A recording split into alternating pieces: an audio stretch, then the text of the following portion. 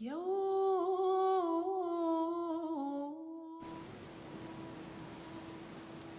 Hey there, this is our Kai Moon with Star Siren Astrology coming to you on this new moon in Gemini. This new moon in Gemini is at 2 degrees. She's conjuncting the sun, but that's not all. We have a lot of energy in Gemini right now. It's a massive party. We have Venus, who's gone retrograde in Gemini. She's conjuncting Mercury at exactly 20 degrees right now. She will be in Gemini and retrograde until June 25th, where she will go all the way back to 5 degrees of Gemini, and then she will station direct on June 25th before she begins to move forward again. So we have a massive initiation in Gemini right now. And this new moon, I feel like, is a great way to usher us more consciously, more deeply in to that initiation. We also have the north node of the moon in Gemini, which will be there for another year and a half. So this is really just beginning, this initiation, if you will, in Gemini. And so what does that mean? What is Gemini? What is it initiating in us? How is it going to affect us personally and collectively? Because I know that Venus being there and being retrograde is working us all. We are all feeling it in a real personal way. And Venus is an exact square to Neptune right now.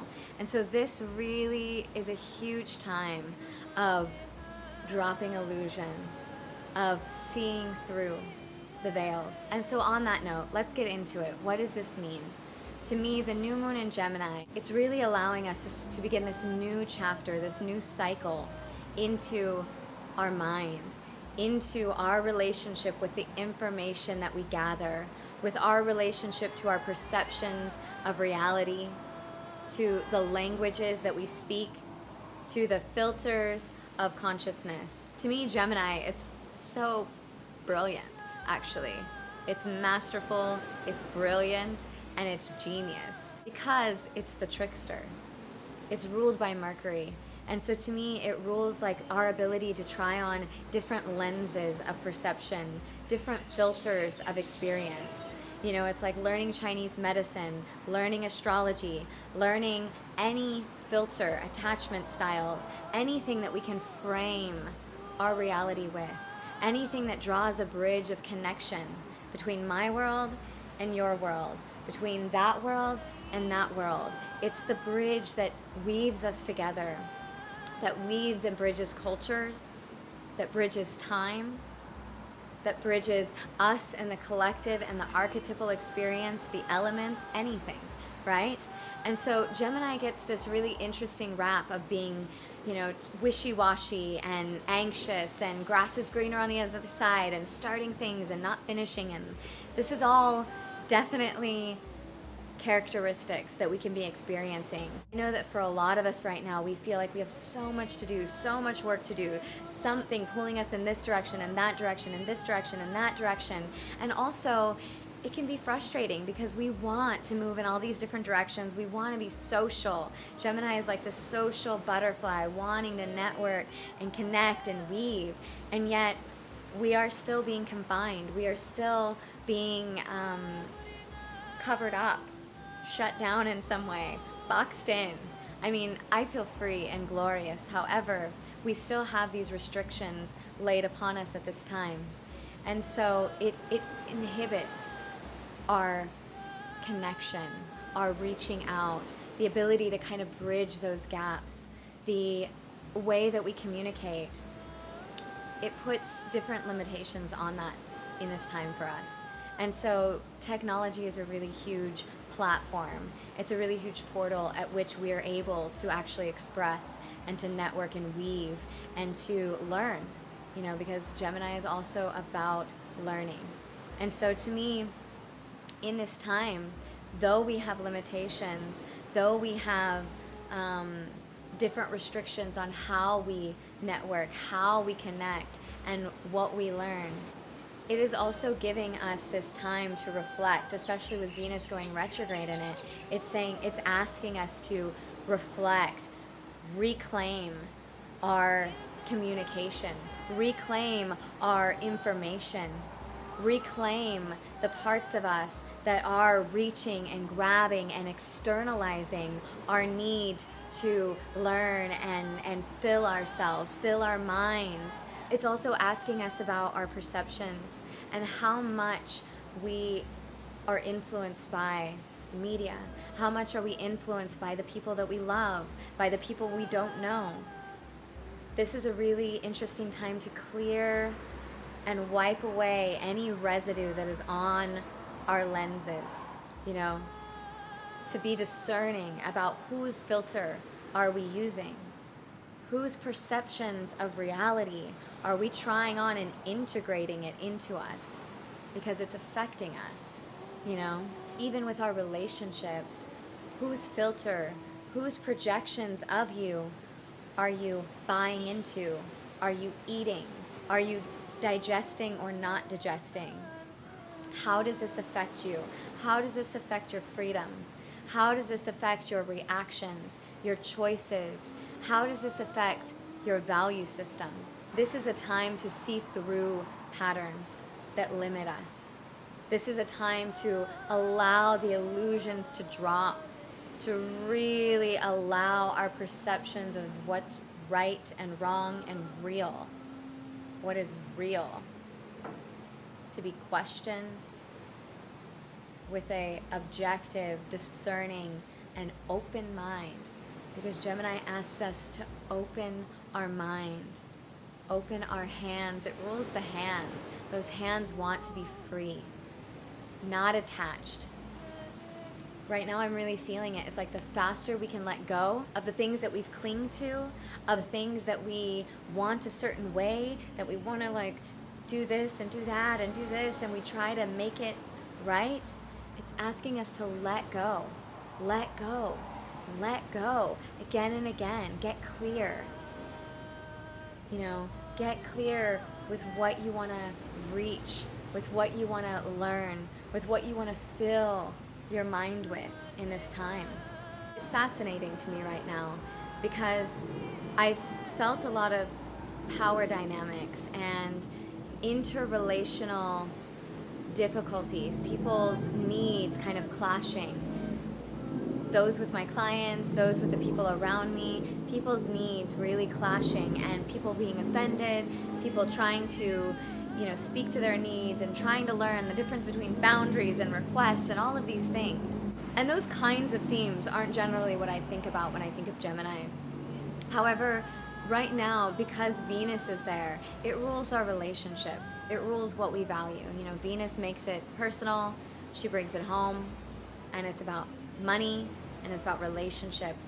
And the things that I'm really seeing people come to these crossroads or these edges, these triggers with, are usually about money, about I'm giving this, you're doing that, or this give and take sort of situation, people not wanting to give their money, or people giving too much money and feeling taken advantage of, and all these themes around money and relationships and how to balance that. And to me, people's fears are really up right now. We're in a global crisis. A lot of people are out of work. A lot of people's daily routines and the things that they naturally feel safe or feel fed by have been altered. So our patterns have literally, as a collective, been shifted in a tremendous way. And so that brings up fear or anxiety or depression or shutdown. It brings up a plethora of emotions and reactions as a result. And so what I think is so interesting about this gift of Venus bringing up these places where we don't feel aligned in our relationships, or these places where we don't feel abundant, or where we don't feel like what we're paying for is what we're getting, and all these different things that are happening. To me, I think it's an extra invitation to detach, to become observant, to become objective, because air, you know, Saturn is in Aquarius, Saturn is trining it, and it's in Aquarius. All this Gemini energy, it's allowing us to rise above these earthy, these watery, these maybe even fiery, these other denser elemental emotions, you know?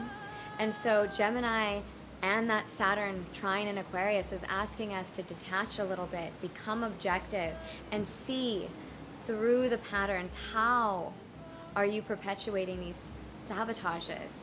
How are you perpetuating this imbalance? If you're finding that imbalance in your money, if you're finding that tension in your relationships, how can you allow your mind and your perceptions to be altered in this time? How can you be open to learning a new way, learning a new language, a new filter? How can you be open to trying on more of the other's lens? And can you use that energy of Aquarius to say, no, this is not a lens I want to try on. This is not a projection field that I want to be a part of. This is not an agreement. This is not an agreement that I want to abide by or contract myself into. It's about unhooking from these contracts, from these social agreements, from these obligations and expectations that we have found ourselves in unwillingly or unbeknownst to us. It's time to get aware of that and actually claim, so that we can move into our relationships, move with our money in a more direct and clear way. This really big theme has been coming up for me is how are we getting our needs met in a direct way, not an indirect way. I'm seeing that as the theme in almost every interaction that people are reflecting these challenges, these relational or monetary challenges. It's they're trying to get their needs met in all these other ways. Oh, I just want to give this, and it's out of love, and it's out of care. I just want to help you, and I just want to do it like this, and I just want to give this offering. But yet there's all these ways in which people aren't getting their needs met. It's not clear. It's not a clear agreement filled. It's not a clear exchange. So to me, I'm like, let's grow up, myself included. Let's grow up. Let's get clear. Pay what we want to pay. Get what we want to get back. Let's try to make things a little bit more succinct and verbalized and agreed to so that both people can actually come together on equal footing, And so as you can see, this is a brilliant time where we can see through lots of things, where we can really fine-tune and trickster our way out of our own patterns, and also be witty, throw the ball, throw the monkey wrench into the different parts of our social, familial, relational dynamics, and also our collective. It's going to be a time of seeing through some of these confines, seeing through some of these constrictions and these foundations of our government and our society that might need to be a little bit worked, that might need to be a little bit shimmied up and played with and just challenged, confronted in a healthy way, in a witty, fun, educated way, and also a way that seeks to build the bridge. Gemini is a bridge walker. And so this moon and Venus is asking us to reflect. What is our motive when we are sharing our feelings, when we're trying to make our boundaries or our needs or our walls or our projections? What is our motive? Is it to build a bridge of understanding and connection? Are we devoted to that bridge? If not, why? Better be good. You better be ready to let it go, because that energy can't happen right now.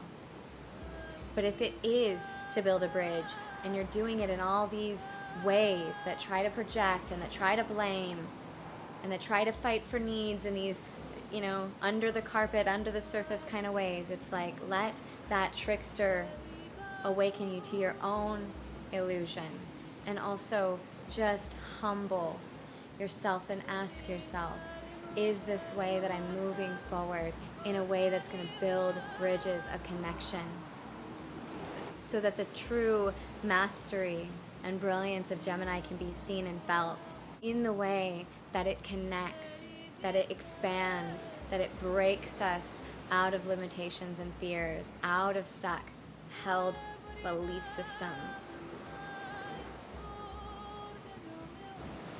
because ultimately we desire connection. And so it's time to see through our illusions of how we're stopping that connection. And it's fun. Have fun. Learn, chat, talk. Don't get victimized. Get free. Gemini is all about freedom, spontaneity. Try something new. Move. Go for it. It's the fun time to do it.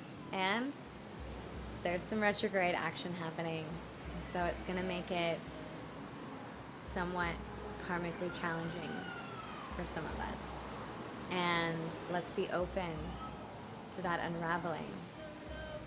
May the unraveling ensue.